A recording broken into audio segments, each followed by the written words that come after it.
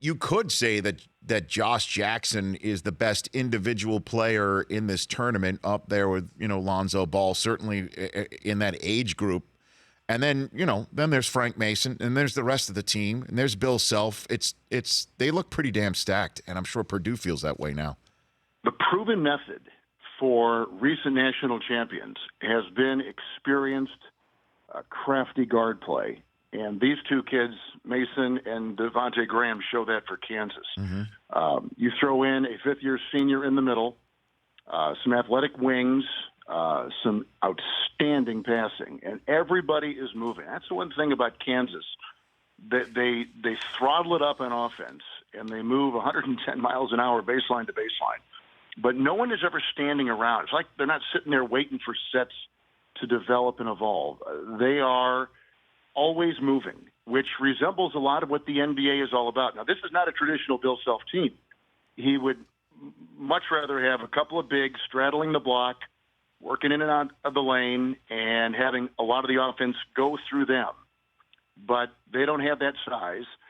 But what they do have is a lot of length, a lot of athleticism, a lot of speed, and some pretty high-Q basketball players on that floor with experience.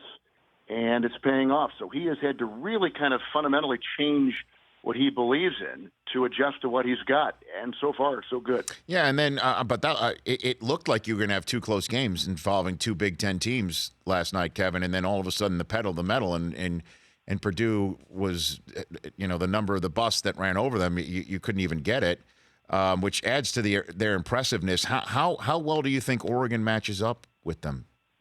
Well, they've got three spectacular players. One was the Defensive Player of the Year in the Pac-12, Bell. The other one is their leading scorer, and he was the Player of the Year in the Pac-12, Brooks. And then kind of this X factor is a former high school Player of the Year in Los Angeles, is Dorsey, who has been one of the top scorers in the tournament overall through the first three games. And he is scoring and not blinking an eye on a big stage like this. And the other two kids are veterans, and they are playing with that kind of moxie. And they've got a coach who might be the most underrated coach in college basketball, a guy you never hear of, in Dana Altman. They continually recruit top 100 kids. They get them to go up there. Most of them stay. These kids have all stayed. And if they had this kid named Chris Boucher, who was a terrific shot blocker, who blew a knee in the Pac-12 tournament, I would say this game tomorrow night, this elite game in Kansas City, could be everything you'd want an elite game to be. The unknown is if those other three kids I just talked about will come on and play in the absence of Boucher. But if they had him, he could protect the rim.